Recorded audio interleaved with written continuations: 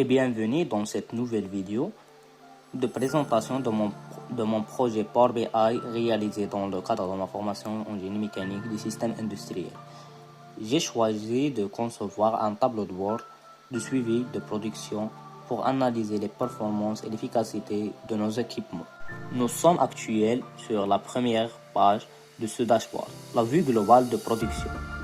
Mon objectif ici est de fournir au manager une vision claire et instantanée de la situation. En haut de la page, j'ai mis en place 3 indicateurs clés de performance, essentiels pour le pilotage industriel: le taux d'échec, la consommation d'énergie totale et la disponibilité moyenne des machines.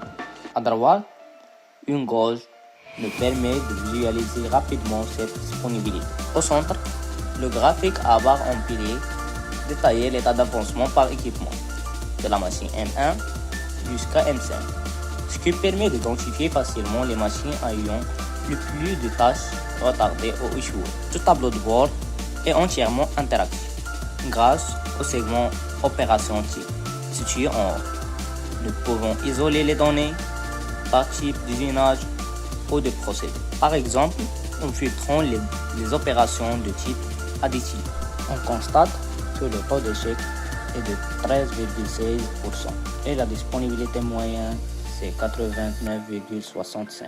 Si l'on bascule sur le perçage dryline ou le moulage, on observe immédiatement la mise à jour dynamique de l'énergie consommée et de la répartition des statuts d'avancement pour chaque machine. Cette interactive permet d'explorer les données en profondeur, opération par opération, facilement, ainsi la prise de la décision ciblée. Passons maintenant à la deuxième page de mon tableau de bord intitulé Performance and Energy. Cette section est conçue pour analyser en détail l'efficacité de notre consommation énergétique, un enjeu majeur dans l'industrie actuelle. Sur cette vue, j'ai structuré l'information autour de 3 axes. Premièrement, au centre, un diagramme en colonne qui détaille la consommation énergétique par procédé comme le fraisage, perçage et l'impression 3D. Ensuite, en bas à gauche, un graphique en nano qui illustrer la statue d'optimisation de la production, ce qui permet de voir d'un coup d'œil la proportion des tâches en efficacité optimale ou faible.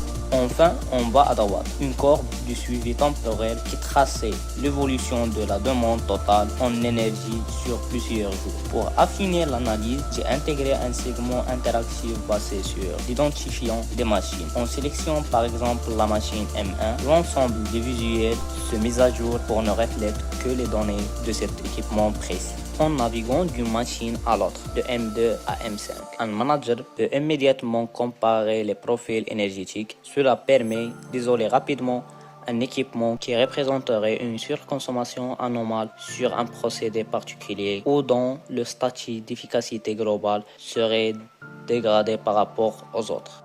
C'est un véritable outil d'aide à la décision pour orienter les actions d'optimisation ou de maintenance.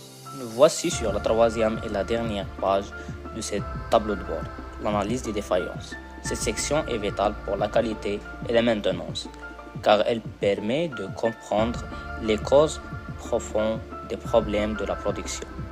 Sur cette vue, nous avons un graphe à barre identifiant les machines les plus sollicitées ou problématiques. Un graphique en amont montrant l'équilibre des tâches par type d'opération et surtout en bas, un barre de décomposition. Ce visuel avancé permet d'explorer nos données de manière hiérarchique, de la machine jusqu'à matériaux utilisés. Le pilotage de cette page se fait grâce au filtre d'état des étages.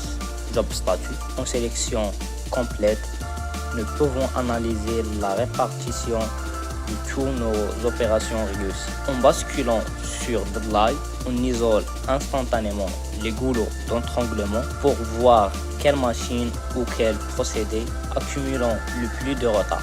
Mais l'analyse prend tout son sens lorsqu'on sélectionne File. Ici, le tableau de bord se concentre uniquement sur les échecs de production. Grâce à l'arbre de décomposition, on peut tracer l'origine exacte du problème, on part du total des échecs, on identifie la machine responsable, puis on descend jusqu'à type d'opération précis comme le brisage ou perçage. Pour conclure, la conception de ce dashboard m'a permis de mettre en pratique mes compétences sur Power BI, de la modélisation des données jusqu'à la création des KPI pertinents pour le milieu industriel. Ce projet montre comment transformer des données brutes en véritables outils interactifs d'aide à la décision pour les managers. Je vous remercie pour votre attention et le temps consacré au visionnage de cette présentation.